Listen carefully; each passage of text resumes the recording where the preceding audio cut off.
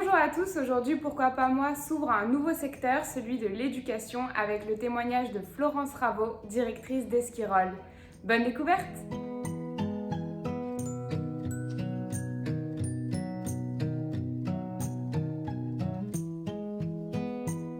Je dirige un établissement d'enseignement supérieur privé spécialisé dans la préparation aux concours très sélectifs d'entrée aux études de santé. Alors, mon unique objectif dans mon métier, c'est d'optimiser les chances de réussite des étudiants qui nous font confiance, et c'est un métier dans lequel il y a différentes facettes très diverses.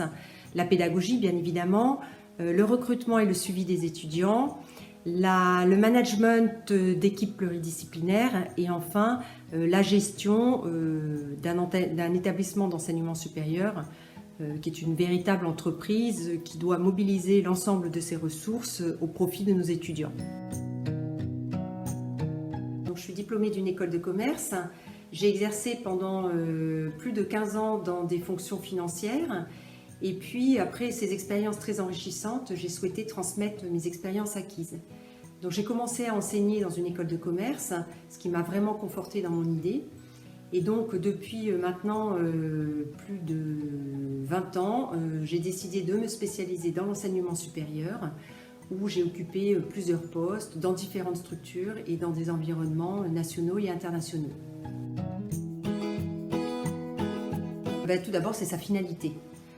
J'ai la chance de contribuer à aider des jeunes à construire leur avenir professionnel.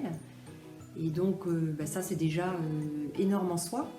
Mais il y a plein d'autres choses géniales dans mon métier. De relationnel, donc avec les étudiants motivés, mais parfois un peu soucieux de leur avenir, avec leurs parents qui veulent le meilleur pour leur enfant, avec l'équipe pédagogique, et enfin avec d'autres directeurs d'établissement où on partage en fait nos expériences et nos savoir-faire.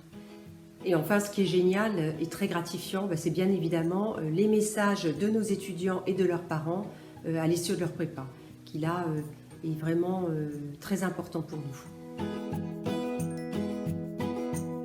Alors, mon conseil pour la jeune génération, ou plutôt mes conseils pour la jeune génération, parce que je pense qu'il y en a sûrement beaucoup, déjà la vie professionnelle évolue au rythme des changements que nous vivons, tant sur le plan professionnel que personnel. Rien n'est figé, ce que vous faites aujourd'hui ne sera probablement pas ce que vous ferez demain, et ce n'est pas aujourd'hui parce que vous avez peu d'expérience professionnelle que vous ne savez rien faire.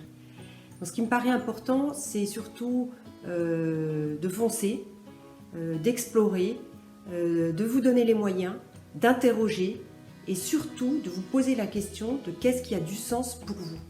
Et ensuite, ayez confiance en vous.